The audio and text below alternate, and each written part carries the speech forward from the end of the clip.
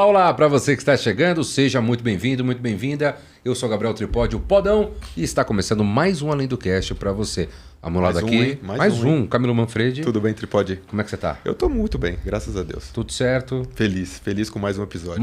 Não tem como ficar triste, né? Não tem como. E a pra cada galera... episódio eu tô mais feliz. Exatamente. Pra galera que tá chegando agora, aquele recadinho de sempre. Aproveita que tá chegando, que apertou o botão agora. Já deixa então, aproveita, né, o movimento do clicar. Exato. E aí já deixa já a sua curtida, o seu comentário. Compartilha esse vídeo com os amigos próximos ali no WhatsApp, Telegram, Se enfim. quiser fazer pergunta, a gente repassa pro convidado. Fazer pergunta, indicação, a gente gosta bastante. Exato. Lá no Spotify, lembrando, 5 estrelas é o que a gente gosta, então, por favor, nos classifique, é muito importante. E mande a sua mensagem do jeito que você quiser, nos comentários, no privado, sugestão de convidado, de pauta, enfim, a gente gosta bastante. Exatamente. Né, a gente gosta de receber. Então, dado aqui os recados iniciais, mais um episódio, entrevistado de primeira, né? Primeiríssima, né? E como de praxe, por favor, passe aquele pequeno resumo. Vou fazer um resuminho para a gente não ficar horas aqui esticar falando. tanto. Então vai lá, por favor. Vamos lá, um prazer. Ele tem 20 anos de carreira nas áreas comercial e de atendimento ao cliente. Tá? Sempre em fabricantes de CPG, que é Consumer Packaged Goods, né? Que é bens de consumo. Então, essas indústrias, as grandes indústrias que a gente tem. E liderando equipes e grandes projetos. Sempre atuando com projetos, sempre liderando equipe, o time muito grande, a quantidade de clientes também. Né? Atualmente, ele é o gerente de Customer Service da Bimbo Brasil. Legal, então... Super prazer. Super prazer. Então, para falar um pouquinho sobre isso e muito mais com a gente aqui, Irami Castro Neto, é isso mesmo? É isso aí, Irami de Castro Neto. Seja muito bem-vindo, cara. Obrigado, eu que agradeço o convite. Vamos ver se sai alguma coisa daqui. Sai, com certeza, porque a gente tá falando, aqui a gente gosta muito de falar de carreira e é uma carreira muito bonita, que passa, tem várias transições, mas para a gente entender, eu queria saber, como é que foi esse início para você? Quando foi que surgiu essa ideia de seguir essa carreira ou foi algo que a vida foi te dando de presente? Porque tem isso, né? Um marqueteiro não cai em customer service do nada, assim. Exatamente. Tem que ter alguma coisa, uma história aí. Tem que ter um porquê. Eu comecei... Sim, fiz faculdade de propaganda e marketing em Santos. Santos é aquela cidade que você tem muitos amigos, mas você não tem muito campo de trabalho, né? Então você nasce como o filho do dono do shopping ou você trabalha no shopping, né? Então, ou você sobe a serra. Exatamente o segundo, Essa sempre essa opção. Acabei subindo a serra. Em 2005 eu subi a serra e aí eu entrei na Poleng, mas a minha ideia, inicialmente, eu queria ser redator de agência de propaganda. Olha que legal. Por incrível que pareça. Como que eu caí em customer, vai saber, né? E eu fiz a faculdade de propaganda e marketing lá em Santos e eu com alguns amigos a gente começou a fazer Isso fizeram uma empresa. A gente fez uma empresa, mas por que a gente caiu na empresa? A gente queria trabalhar em São Paulo, né? A gente queria trabalhar em grandes agências. Na época de 90, 2000, era aquela época áurea das publicidades de Brahma, de Skol. Né? Era uma época que a publicidade estava em alta. Bombando, exatamente. Só que a concorrência era gigante, né? E a gente vinha fazer muito... visita em grandes agências na Talent, na DPZ e tal. Vamos ver como é que funciona, como que a gente chega nesse meio campo, né? Claro. Só que a concorrência era brutal. E né, você vai conhecendo como funciona esse mercado, você fala, cara, se você não conhece as pessoas, se você não tem relacionamento, você fazendo uma faculdade a 60, 70 quilômetros, você não vai entrar, né? Lógico. E aí a gente caiu e começou a fazer uma agência lá, fazer algumas coisas meio freelancer e tal. A gente montou empresa, tinha CNPJ, lindo, maravilhoso, mesmo. Exatamente. Fez tudo certinho. Mas porque a gente não queria trabalhar com as agências de Santos, porque era um mercado bem complicado, bem... pequeno, você fazia propaganda de ótica, por exemplo. Cara, que propaganda que você faz de ótica? Você não faz. Claro. Grandes coisas. E a gente ficou 3, 4 anos com a agência, a gente fez bastante coisa, mas... Areté. Até eu estava falando, Areté é complicado. Irami da Areté, a primeira vez que eu liguei no telefone e atendei um cliente, o cara fez, meu Deus do céu, o que é isso? É bula de remédio? Não é. E aí, em 2005, a gente falou, não, peraí, para. Vocês eram em quantos, Ira? Nós éramos em 5, eu e mais 4. Pessoas. Eram mais 4. Aí briga de sócio, tá ali coisa. Sempre 5 virou 3, e aí 3. Não, vocês estudaram todos juntos? É grupinho da faculdade, era o grupo da faz faculdade. O trabalho, faz as coisas internas lá, e aí a gente fez muito trabalho social que legal. alguns recantos de idosos lá na Baixada e tal. Foi uma época bacana de aprendizado, né? Você Sem vai dúvida. tentando muita coisa. Eu cheguei a trabalhar numa gráfica também. Meu tio tinha uma gráfica, então eu ia tentando, né? Em algumas coisas com propaganda a gente tentou se enfiar no meio do caminho, mas não deu certo. E aí a gente veio para São Paulo, para cidade grande, né? Não, só eu. Só você. Os outros estão lá. Eu perdi um pouco de contato, né? Claro. Naturalmente, né? A gente perdeu um pouquinho de contato. Só meu padrinho de casamento, eu ainda falo de vez em quando, o Maurício. Abraço, Maurício. Mas vim para São Paulo em 2005 e aí toda essa batalha aí para cair no Customer Service. Mas eu entrei no marketing. Eu entrei na Poleng como assistente de marketing. Tá colado ali. E aí eu se desafiou mesmo. Eu vim para São Paulo com a cara, a coragem e pedindo favor para meus familiares, né? Claro. Porque meus tios... Você estava no começo, né, Ira? Meus tios... Minha família mora na Zona Franca de Santana ali, né? Zona Norte. Tá. E um tio meu me apoiou, me deu... Consegui morar um pouquinho na casa dele até me estabilizar para conseguir... Porque a dificuldade que eu tive em Santos de se encaixar no mercado de trabalho foi a mesma que eu tive aqui também. Porque eu também não conhecia ninguém. Claro. Né? Também tive que fazer um monte de entrevista, bater porta, bater currículo, e dinâmica de grupo, e entrevista um monte de gente. Faz um monte de entrevista, né? De entrevista e tal, até que encontrei um doido na Poleng que falou, não, vou dar uma chance para esse maluco aqui. E aí você entrou como lá? Eu entrei como assistente de marketing. Assistente de marketing. Na área de produto. Então, tá. A Poleng é uma indústria de queijos, de laticínios, hoje é do grupo Savência, né? E tem o Polenguinho, não sei se vocês conhecem, o Polenguinho, todo mundo conhece, né? Camembert e tal. Claro. E eu trabalhava na área de queijos frescos e especiais. Eu era fresco e especial. E na área de desenvolvimento de produto. Então, tem análise de mercado, pesquisa quali, pesquisa quanti, trabalhando com desenvolvimento de embalagem. Até eu estava... Né, depois que você fez o convite, eu fui lembrando de coisas que eu podia falar aqui. Sim. Desenvolvimento de embalagem é um negócio muito técnico, né?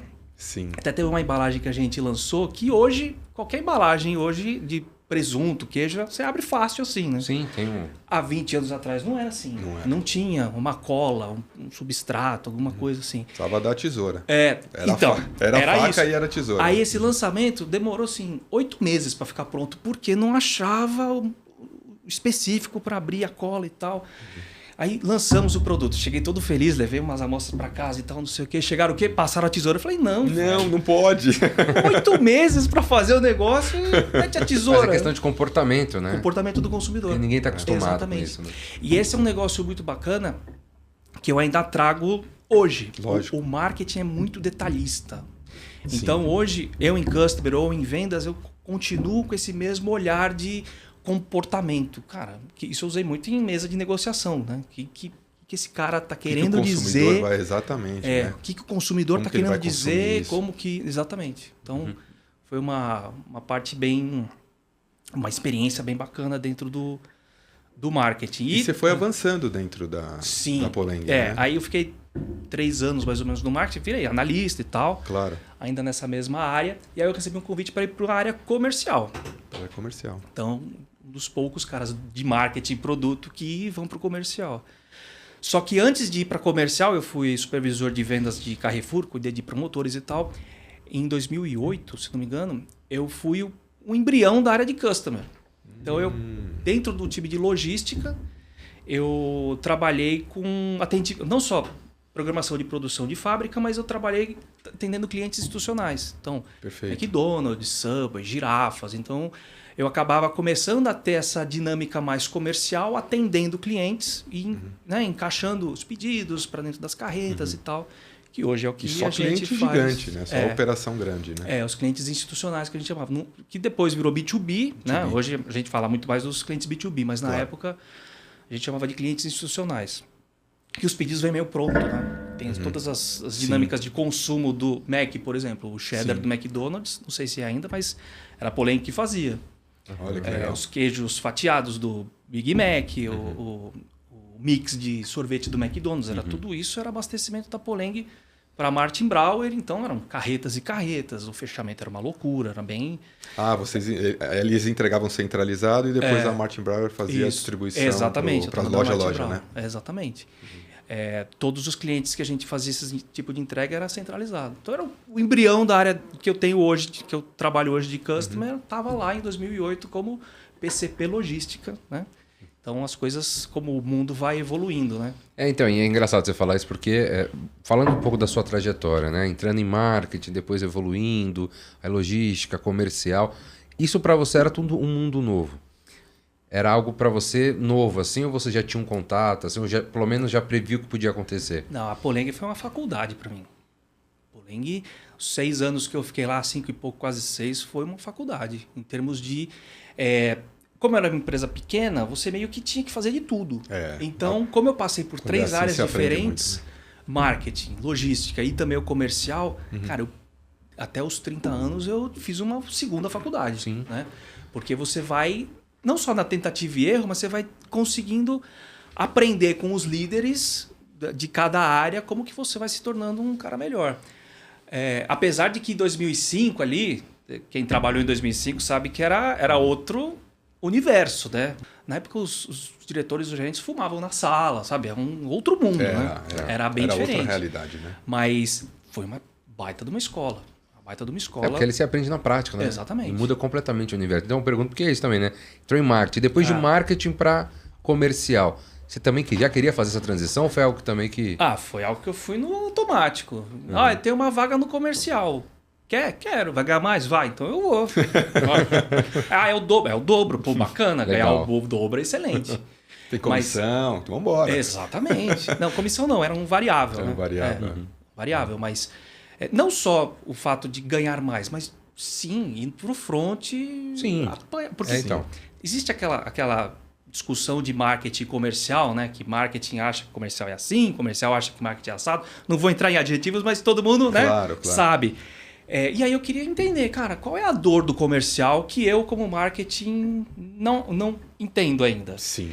E estando no comercial, qual é a dor que eu vou ter que eu talvez possa alinhar com o marketing para fazer melhor.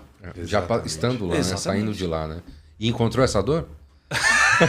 Ainda não. É importante, porque esse é uma guerra que não é interminável, né? É bem complicado. Mas são dores que, digamos assim, todas as áreas querem um objetivo maior. Quer vender mais, crescer, naturalmente etc. vai acontecer em algum momento, né? Exatamente. Não tem algum motivo específico, né? Mas sempre acontece, né? Mas tem aquelas briguinhas. Eu lancei um produto, você não cadastrou. Então, mas eu não cadastrei porque o cara pediu um dinheiro. Então, mas como que a gente faz? Sabe, tem essas dinâmicas de varejo, né? Que só quando você está na mesa, aí colocando o pé do comercial... Só quem está na mesa discutindo com o comprador sabe. O marqueteiro lá que desenvolveu o produto não sabe que o cara vai falar para você, não vou cadastrar esse treco aqui, isso aqui não vale nada. Não quero, não tem a ver com o meu portfólio, não tem a ver com a minha dinâmica de varejo. Então você não vai sair da reunião e falar para o marketing isso dessa forma. Claro. Você vai talvez dourar um pouquinho a pílula, mas é uma vivência que você tem que ter, né? Sem dúvida. Bem bacana. Até teve uma vez que eu fui cadastrar um produto no Carrefour, assim, atendi a Carrefour. Fiquei, assim, horas esperando para ser atendido. Horas. Não, mas tinha que sair, o meu gerente falou assim, tem que sair de lá com o produto. Você só vai sair de lá quando... Se vira. E aí o comprador me chamou, abriu o notebook, fiz toda a apresentação, cara. Só isso? Só. Muito obrigado. E saiu. Eu falei, tá, porra, como é que eu falo? Que não vai rolar o cadastro.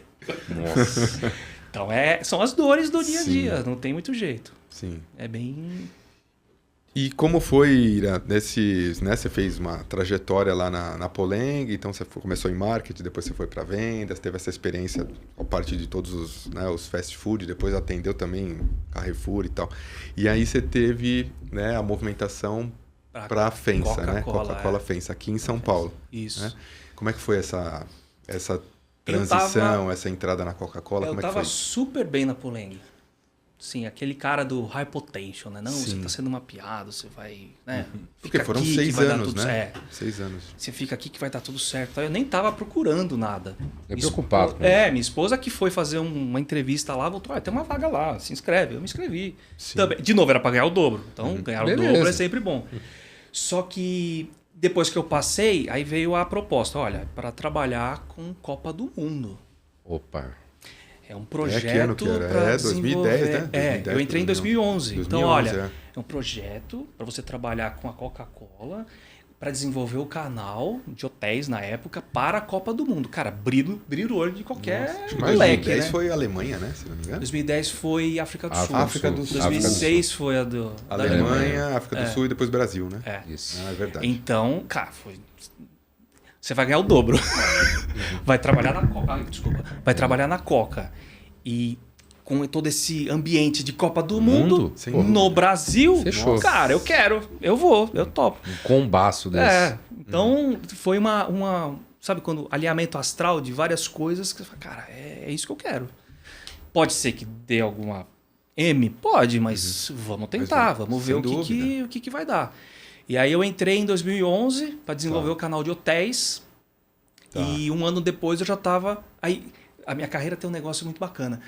Coisas que eu fiz num passado, depois eu volto a fazer. Então, depois de um ano, acabei entregando o projeto de hotéis. Fui atender quem? McDonald's, Subway. Ali você já conhecia as pessoas até. Exato. Não porque as pessoas mudaram, mudando, mas eu sei... Eu falei, olha... Os processos ali já estavam... Eu conheço essa turma aí. Eu sei fazer, fica tranquilo. Então, foi um passo... entre aspas, natural. Por quê? Porque eu estava no mesmo canal, as pessoas estavam por ali e, cara, surgiu a oportunidade de atender os caras que eu já atendia. Então, que legal. Facilitou muito a vida, né? Sem dúvida. E depois em 2014, foi um ano de baita correria, que foi a Copa, né? E aqui no Brasil? Aqui no Brasil. E eu atendia quem? O MEC. E o MEC era patrocinador também da Copa. Então, tinha um calendário de ativação, foi uma correria gigante, mas na hora que você vê o evento final, em si, né? O final, tudo que você demorou para construir, você vê funcionando, você fala, cara, valeu a pena, né? Todo esforço. Que loucura. É prazeroso. Que loucura. Foi muito bacana esse período de construção. Só de construção, porque eu era executivo de conta, não construía tanto, mas eu tava lá, cara. Eu vi isso, eu fui nos jogos, eu vi como funcionou, eu vi. Porque a operação de Copa do Mundo para Coca é uma operação de guerra. Tem times específicos. E era isso que eu te perguntar, assim, cuidar. O que muda em eventos desse porte, desse tamanho, assim? Imagino que deva parar um pouco do que, né, habitualmente costumam fazer para... Opa, pera lá, vamos montar um time mesmo e vamos para cima. Então, o que muda nisso, assim? A Coca, especificamente, nesse tipo de evento, Olimpíada e Copa do Mundo, ela designa times específicos. Perfeito. Então, amigão, você vai sair da operação que você está fazendo, você vai lá para a Copa. Existe um intercâmbio entre países. Então, por exemplo, a Copa do Mundo era em 2014. É verdade. Aqui no Brasil. Em 2010, teve um time que foi para a África do Sul, daqui do Brasil, para ver como funciona, para quando viesse para cá, já sabia fazer. Legal. Mesma coisa, 2018, Rússia, se não me engano. Rússia, Veio um time aqui no Brasil para entender como funciona. E assim, tem áreas que você tem negociadas com a FIFA, por exemplo, e, cara, aqui é só Coca-Cola, não pode ter a concorrência. E é claro que eu, como se fosse concorrente, eu iria querer colocar meu produto lá. Claro. Então, tem muito de bastidor ali, de negociação, né? Negociação. Não só negociação, de guerrilha mesmo. Tá. Então, agora vocês vão ver. Você vai para um estádio que é todo Coca-Cola, vai ter alguma coisa do concorrente ali, porque ele quer aparecer e tomar um pouco da visibilidade do evento. Que é uma guerra que se tornou cada vez maior, né? E vem se tornando cada vez maior isso, né? É mais comum. Só piora. Só piora. Mas esses eventos são... Eu não participei diretamente do processo, mas é uma operação realmente de guerra. É muito bacana. Imagino, né? Mudam bastante. E não só isso, mas também já puxando mais para esse lado, grandes eventos assim, imagino que realmente deve ser uma guerra não só para a Coca, mas para milhares e outras de marcas. Mas a questão de comportamento, né? Isso que a gente estava conversando. Você falou, pô, é importante a gente pensar numa embalagem, o comportamento é diferente e tal. E aí você passa por uma transformação que envolve tecnologia, outras pessoas, envolve, enfim, tudo, né? O comportamento de localização, de tudo que acontece no mundo gera um comportamento diferente. Imagino que isso também impacte de alguma forma. E aí, como é que é lidar com isso? O que você percebeu também diferença? Assim, você falou, pô, era uma outra realidade, mas que de fato mudou e que de hoje em dia também você consegue falar, pô, isso aqui eu consigo fazer, antigamente impossível. Que hoje eu posso dizer coisas que eu não posso fazer hoje. Se eu tratar, entre aspas, falar com o meu time do jeito que falavam comigo há 20 anos, cara, eu sou expulso da empresa. Sim, né? Mudou muito. Né? A sociedade mudou muito, a sociedade tem mais liberdade em algumas coisas, mas é mais contido. Né? Você, como líder, você tem que tomar muito mais cuidado com como você faz toda a gestão de time, toda a gestão de projeto. Você falou que eu participei de muitos projetos. Sim, mas um projeto de 2005, de certa forma, eu conseguia fazer sozinho. Hoje eu não consigo mais fazer sozinho, porque você tem inteligência artificial, que eu não sei fazer, mas tem gente que sabe. Tem revisão de processos, tem, por exemplo, na própria Coca ou na Heineken, vou mudar um processo em logística. Cara, você vai ter que falar com muita 300 gente, pessoas para mudar uma vírgulazinha. Então, quanto maior a empresa, mais complexo fica mudar um processo e ajustar, e o comportamento das pessoas também muda. Uma empresa pequena, você tem menos política. Uma empresa grande, você tem muita política envolvida. Quanto mais você sobe, você tem alguns relacionamentos que você tem que ter para executar aquilo que você acha que é importante em termos de revisão. É bem complexo. Isso no interno, mas o externo também, acredito que mude também, né? Essa questão de comportamento, de entender o público, o consumidor, de, pô, esse produto aqui acho que vai, ou tem uma ideia, será que vale, será que não vale? Isso também mudou bastante. Tem muito mais ferramenta. Hoje tem ferramenta de eye tracking. Você vai desenvolver um produto, na época, 2005, 2006. Você desenvolveu o produto, via mais ou menos o cheque que você queria, qual produto que você consegue fazer na fábrica, beleza. Agora não, você tem todo um estudo de comportamento do consumidor, com o que ele procura na gôndola, qual que é o preço que ele está buscando, qual é o... Hoje a gente fala muito de shopper, né? Que o shopper é diferente do consumidor. Sim. Na época não tinha isso, você faz para quem estiver comprando lá. Então hoje tem muito mais ciência de consumo do que há 20 anos atrás. É bem diferente. Lançar um produto hoje é muito mais complexo do que há 20 anos. Não só em complexo tem muito mais opções, tem muito mais tipos de produto para agradar tipos de pessoas, não, mas cluster de pessoas.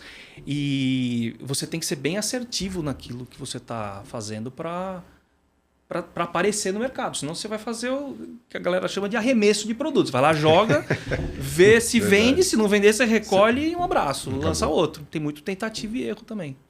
Tem muito mais dados hoje. É verdade. Tem também, sem cortar, tem também coisas que a indústria gostaria de vender, mas ainda não vende. Vou dar um exemplo aqui. Água saborizada. Sim. Tinha eu achei que em algum momento ia explodir. Né? Então... A Coca, como um todo, lançou há um tempo Cristal Sabores. Aquários, não era? O Aquários saiu, morreu. Virou o Sprite Lemon Fresh. Mas tinha Cristal com sabores, frutas vermelhas e tal. E, cara, era um produto difícil de cadastrar, de vender, com giro e tal. E assim, põe, uma hora o consumidor vai ver. Não sei se já chegou essa hora, mas de vez em quando eu vejo ele no ponto de venda. Mas... não é aquele volume estratosférico, claro. Tem todo um tema de fábrica para produzir, para vender, shelf life, etc. Mas às vezes é uma aposta. Talvez em algum momento aconteça do consumidor querer buscar esse cara e aí eu tenho que estar pronto para... Compõe o portfólio, né? Compõe o portfólio, tem que estar lá na ponta. Tem muito disso, né? Sim. Uma hora vende. Não vou deixar espaço para o concorrente entrar nessa parte também. Exatamente. Né? Blinda, tem tudo isso. Tem muita coisa. Olha só. Muito legal. E, Ira, depois você ficou né, bastante tempo na Coca, né? Acho que foram uns 9 anos. Quase 10. Quase 10 Saí anos. em 2020, pré-pandemia. Na semana que eu saí, um mês depois, fechou tudo. Eu falei, eita, caramba, agora lascou. E como foi essa tua migração, essa tua saída, essa movimentação da Coca? Você foi para a Heineken? Eu fui para a Heineken. Na FEMSA, eu saí da área comercial e fui para Customer. Em 2015, eu entrei... Ah, você chegou a trabalhar em Customer? Sim. Aí, em 2014... fechou o ciclo Copa do Mundo, aí teve uma mudança de diretoria. Em 2015 eu fui construir a de Customer. E certo. Em 2020 eu saí, porque de novo teve outra mudança de diretoria. Eles não tinham área de Customer ainda? Ou já tinham? Tinha. É assim, a área de Customer na FEMSA tinha... A FEMSA é uma engarrafadora do sistema Coca-Cola, tinha 10, 12 na época no Brasil. E cada engarrafador tinha uma área de Customer. Então... tinha uma área de Customer na FEMSA? Tinha. Cuidava de alguns clientes. Dos maiores, dos atacados e tal. Exatamente. Coisa do tipo. Não tinha algo consolidado para vários clientes, para vários canais, para todas as regiões e tal. E aí eu fui convidado para justamente montar esse processo de como que eu expando, porque a FEMSA estava comprando o engarrafador da Ice Pipe, que era do Paraná, interior de São Paulo. Então, estava ampliando o território e aí lá tinha um time de Customer. E aí, amigão, agora você tem o time aí, faz funcionar esse treco aí. Então, 2015 foi, entre aspas, esse modelo. Como que a gente ampliava o escopo da área e logo depois a FEMSA comprou a Vonpar, que era sul do Brasil. Sul, né? E aí veio mais um time de Customer, como que a gente dá o próximo passo e evolui para clientes regionais, para atender todo mundo, todos os canais, etc. Então, esse foi o contexto. Foi criar 3 áreas de Customer. Como que você cria e depois você vai ampliando o escopo. E ampliando o número de atendimento, o número de clientes atendidos por esse time. O número de clientes, número de lojas, formatos. Então, tinha só os top 5 ali. Aí depois a gente começa a pegar uns regionais do Paraná. Depois a gente começa a pegar uns regionais do Sul e vai ampliando. Hoje está 100% aí do time de Customer atendendo todos os clientes. Porque essa é um grande ponto, né? O Customer... O que é o cara de Customer Service? Essa é uma boa pergunta. Então, ninguém sabe o que é uma cara de Customer Service. Fora do Brasil é a área que saque. Você vai no Customer Service, você comprou uma camisa, você troca a camisa porque ela não serviu. É o Customer Service. Aqui no Brasil tem um viés um pouco mais de logística. Como que eu garanto que o produto esteja na gôndola? Atendimento mesmo. Né? Atendimento ao cliente em termos de pedido. Aí, para quem não é do ramo, é complicado. Mas a gente tem uma demanda de processo de abastecimento do varejo, porque o produto que chega no varejo ele é um vencedor, porque ele passa por tanta dificuldade para chegar. E até tem um estudo que se a Ruptura fosse um cliente do varejo, seria o 3º maior do Brasil, né? Sim. Que tem tanta perda de venda por falta de produto. É verdade. Que é muito louco isso. Então a área de Customer veio para isso, para garantir que o produto esteja na gôndola disponível para todo mundo, compra, né? Em todo o portfólio, né? Sem dúvida. E a área de Customer Service é uma área que tende essa ideia do atendimento ao cliente. E não, ela é um pouco mais técnica, um pouco mais logística, ela junta, né, a área de vendas com a área de logística e tenta, com vendas eu falo como logística e como logística eu falo como vendas. Então eu tenho essas duas caras aí. Por que eu fui para essa área? Né? Claro. Porque eu era um crítico da área de Customer quando eu era comercial na FEMSA. Perfeito. Então o meu diretor falou assim, você é crítico? Então vai lá e faz melhor. Vai lá, senta no... Eu vendi, mas não teve produto porque alguém... Porque o comercial é aquela história. Não, porque eu vendo, mas não entrego. Então agora vai lá entender as dificuldades para entregar e faz melhor. Claro. E aí foi essa a ideia, entendeu? Então eu fui para a área de Customer com essa visão. Até tem um dos projetos que a gente fez foi o Coquinet, que era um negócio muito louco.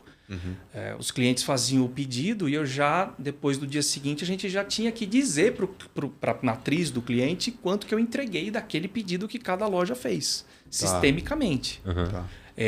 E isso tudo é uma amarração de sistema que é bem complexa. Nível de serviço. Mas imagina hoje um cliente meu acessar aquilo que a gente fala, né? Como que o cliente acessa e fala, o meu fill rate foi... Exatamente. Fill rate é a taxa de atendimento, né? Quanto que o varejo pediu versus o que a gente entregou.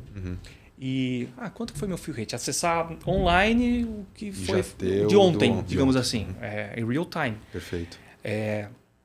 Isso foi construído. Foi construído por quê? Porque eu era um dos caras do comercial que falava, você não me atende, então vai lá e faz melhor. Claro. Entendeu?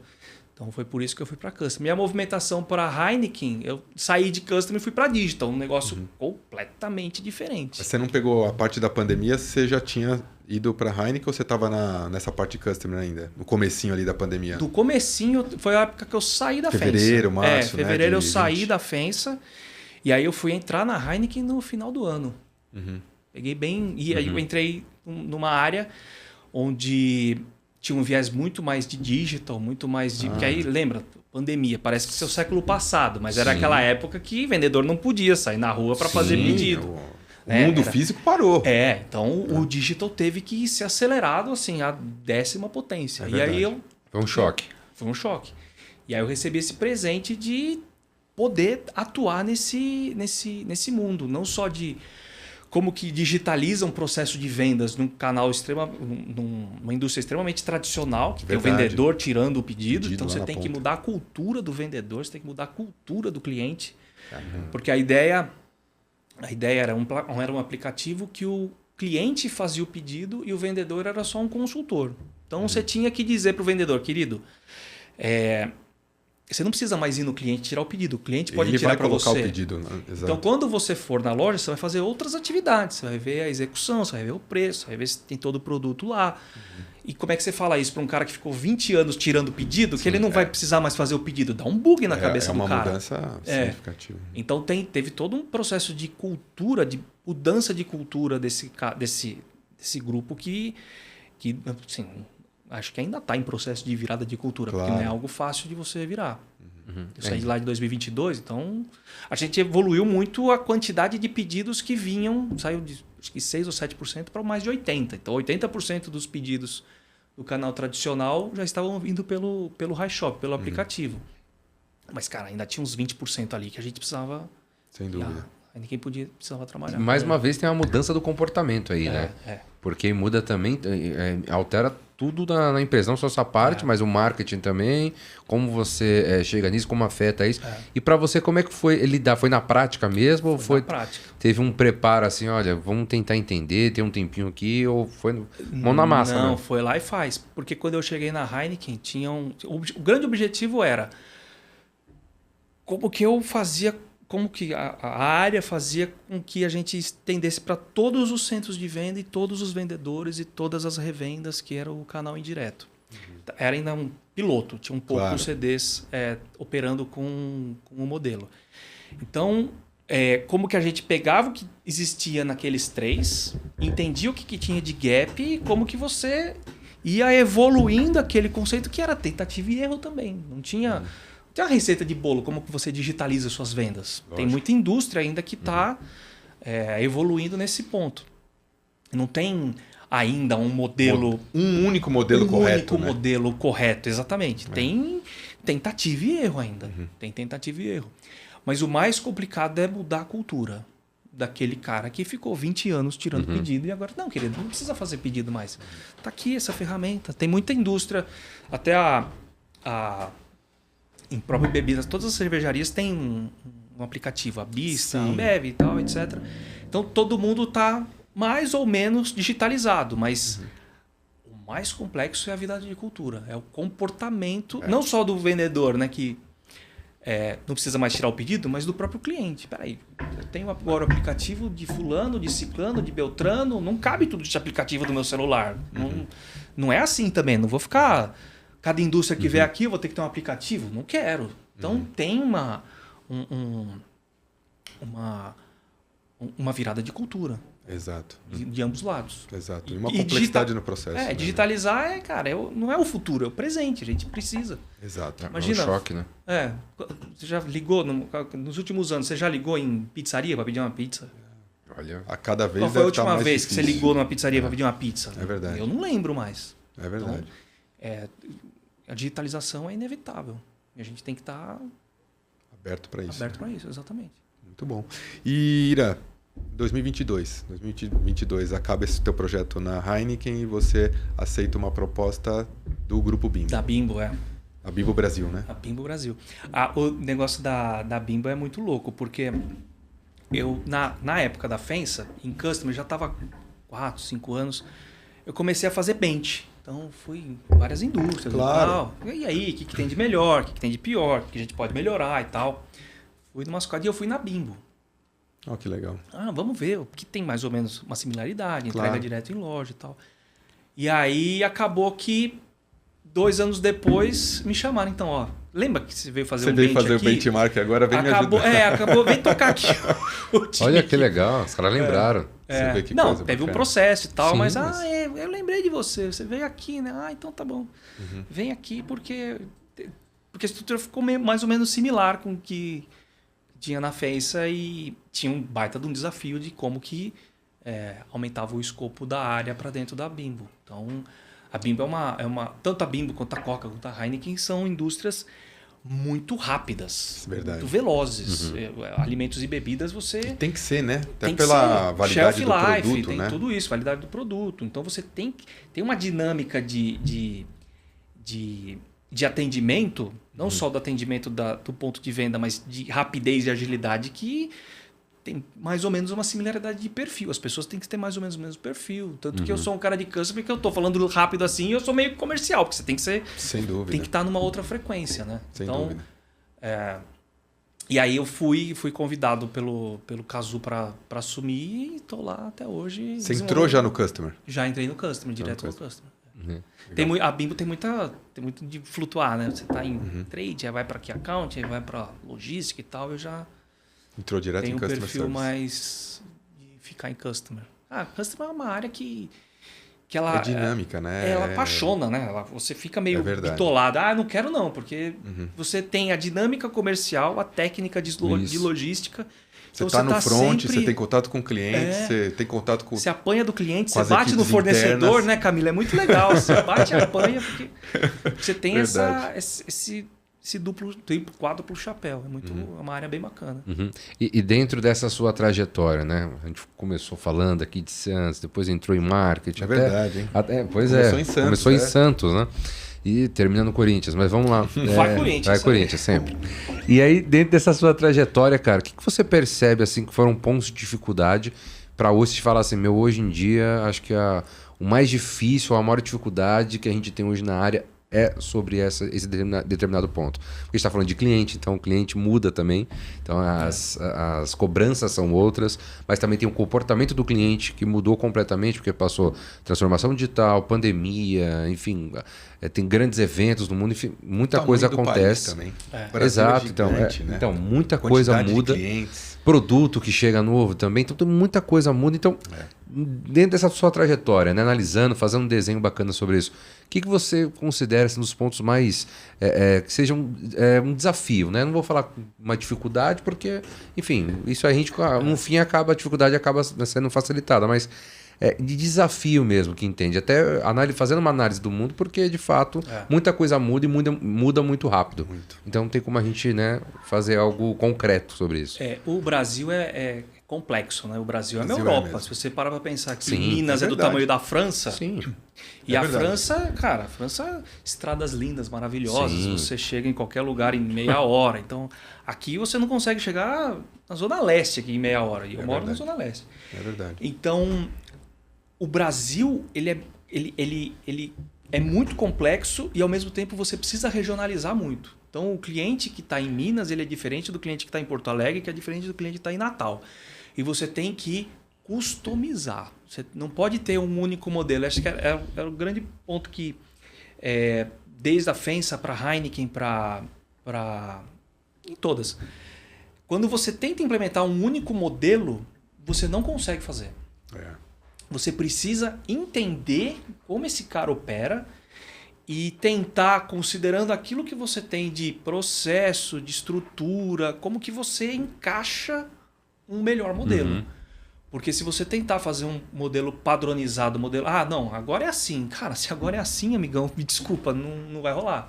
Talvez role para esses clientes, mas para esse aqui não funciona. Então, e a indústria, aí tirando o chapéu de vendas, colocando o chapéu de logística, a indústria, a logística em si adora um processo, um procedimento. Então, é assim, ó. Então, pego aqui, eu coloco aqui, daqui vem para cá e é assim que funciona. E se não for assim, eu não consigo fazer. Sim. E aí você tem aquela discussão interna. Cara, eu sei que é assim, mas se a gente fizer assim é melhor. Mas, ao mesmo tempo, eu não posso ter 10 processos diferentes. Então, de que forma você, considerando todas essas complexidades, tenta ter, ao mesmo tempo, um processo padronizado que atenda todo mundo, considerando as dificuldades? É uma magia. Por isso que eu falo que o produto que chega no ponto de venda é um vencedor, porque é bem... É uma cadeia de suprimentos, principalmente quando você entrega direto na loja, porque aí assim, tem muita indústria que entrega no CD do cliente e ok, o CD do cliente que é responsável pelo abastecimento, né? E funciona. Mas indústrias que têm entrega direto em loja, cara, você tem uma variável aqui, aí falando de comportamento. Sim. Você tem uma variável, às vezes, que é o menino do recebimento da loja. Ele acordou de mau humor, ele não vai receber e assim, aí o time de logística tá lá, olha, pelo amor de Deus. Fica o dia inteiro lá, né, para entregar. Tem até uma história engraçada, eu vou lembrando das histórias. Sim. Tinha um Macro, lembra o finado Macro? Sim. Tinha um menino de uma das lojas, que era o recebimento, que, cara, ele mandava mais que o gerente. Mandava mais que o diretor. Não vou receber. Não vou receber. Não, isso aqui eu não vou receber, volta amanhã. A nota veio amassada. Tipo isso. E aí teve uma hora que a gente bloqueou a loja. Então, você vai ficar de gracinha? Não vou receber. Não vou entregar. Vou entregar, Foi até o Alex. Não consigo entregar, né? Aí, Alex, tô lembrando do nosso amigo lá. E aí, cara... Aí o Alex falou assim... Eu só vou mandar o pedido se o fulaninho lá autorizar. Não, mas o gerente autorizou. Não, mas quem manda é o fulano, não é o gerente. Só se o fulano autorizar. Então tem muito isso. Tem muito de ego, tem muito de... não estou nem dizendo que a gente não fez muita merda lá naquela loja. Pode ser também, mas tem muito de lidar com pessoas, dessa relação do específico, né? O motorista que acorda de mau humor e vai brigar com o promotor, que vai brigar com... Então, cara, são variáveis que a técnica da logística não pega. Consegue prever. Não consegue prever. Você tem que ir manejando isso para... Porque no final do dia, o que você precisa? Você precisa entregar. Você tem que otimizar custos. Você tem que melhorar processo. Tem que fazer tudo de melhor para, na última linha, sobrar alguma coisa para o acionista. Então, bacana. E uma pergunta, Ira. Pelo fato de trabalhar numa empresa que tem operações em vários países, existe uma troca das melhores práticas entre os países? Como é que funciona isso dentro do grupo? Sim, porque é um grupo gigante, com operações grandes em cada país, né? Tem. Por exemplo, a Heineken, a FEMSA, tanto a Bimbo, tem muito fórum global. Então, tem os fóruns, seja de venda, seja de logística, seja de... Aí tem o benchmark. Olha, eu faço o processo assim. E aí vem o cara da China e fala assim, então, esse processo não funciona para mim porque eu tenho uma complexidade regional aqui que não tem jeito. Então, na FEMSA, alguns canais são centralizados. Entregava direto no CD. Sim. A maior parte era entrega direto em loja e tinha alguns clientes que eram centralizados em CD. Se não me engano, na Argentina, uma coisa assim, era tudo centralizado. E quando a gente falava que era parte direto em loja, eu falei, nossa, não posso ter um negócio desse, porque aí é um custo absurdo, tem todo problema e tal. Sim. Então de novo, não só o Brasil é complexo regionalmente, mas quando você fala de países é tão mais complexo. Então, talvez às vezes você pega algo que fizeram num país, você anota uma coisinha, talvez isso aqui funcione, mas se eu fizer um ajuste aqui, porque da forma como foi descrito, não funciona 100%. Então tem muito disso. Caramba. Tem muito disso. Comportamento, né? Real ali. Não tem muito o que fazer. E aí tem a estrutura, né? A própria Heineken. A Heineken tinha o aplicativo, o iShop, eram 2 sistemas diferentes. Aqui no Brasil era um sistema, na Europa era outro sistema. E aí tinha aquela... Não, você tem que usar um sistema padrão. Tá, mas o sistema padrão não funciona aqui, porque eu tenho essa complexidade. Mas a gente tem que reduzir custo. Ok, querido, temos que reduzir custo, mas, cara, tem que ser um custo que me atenda aqui. Lógico. Então, tem muito de pressão por otimização, para tentar padronizar, mas às vezes não é possível. Não tem como e você tem que regionalizar para atender o mercado. Tem muito disso.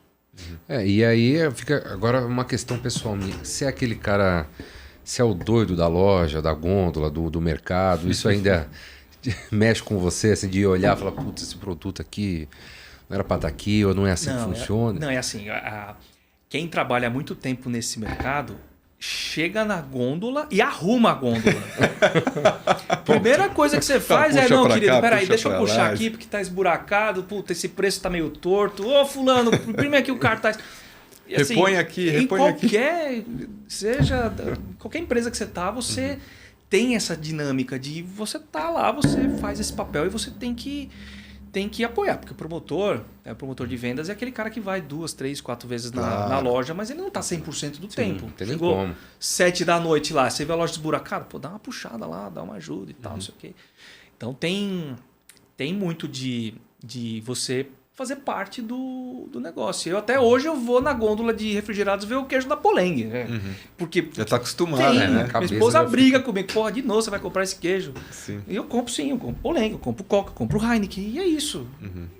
Tá tudo certo. Você meio que... Você veste a camisa, Você veste a camisa, exatamente.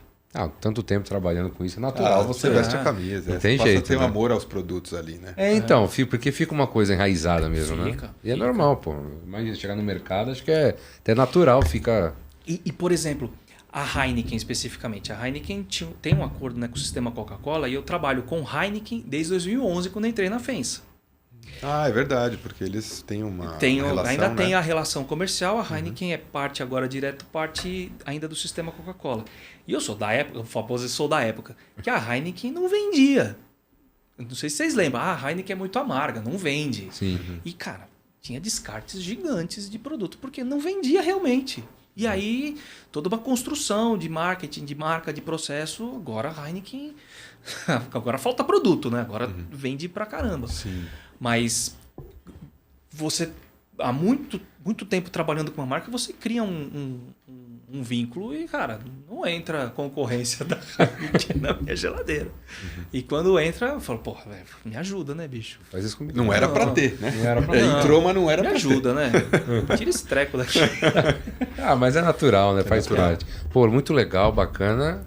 Infelizmente a gente vai chegando aqui no tempo final, né? Passa muito rápido. Passa muito rápido, mas muito bacana conhecer um pouquinho da sua trajetória. Muito enriquecedor que você passou aqui de dicas, de conselhos, de, enfim, curiosidades, enfim, de tudo os processos. Essa complexidade que atender cliente, né? Total, cara. Lidar com pessoa é um dom, um talento, não é para qualquer um. Não, Tem que saber lidar. Então, queria muito te agradecer.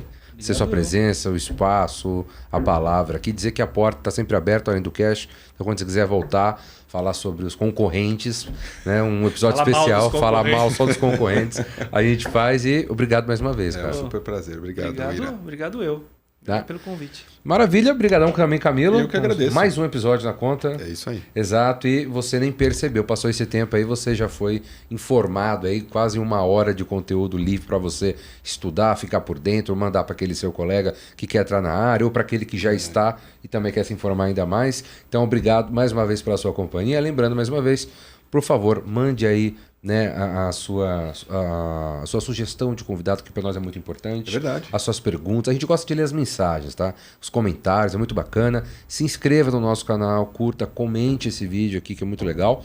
Compartilhe aí nos grupos, onde você esteja aí, não importa. Sempre os maiores. Sempre os maiores. Aquele grupo tem mais de 100 pessoas. Abre seu WhatsApp agora, vê lá qual é o maior grupo. É da família? É isso que eu quero. Joga lá. O grupo da igreja, joga lá também, não tem problema. Mas ninguém entende. Joga lá, não tem problema. A pessoa entrando e curtindo já tá ótimo. E aí vai que ela se interessa também. Exato. E vai atrás. Então, a gente fala brincando, mas acontece. Sem dúvida. Né? Então, obrigado mais uma vez.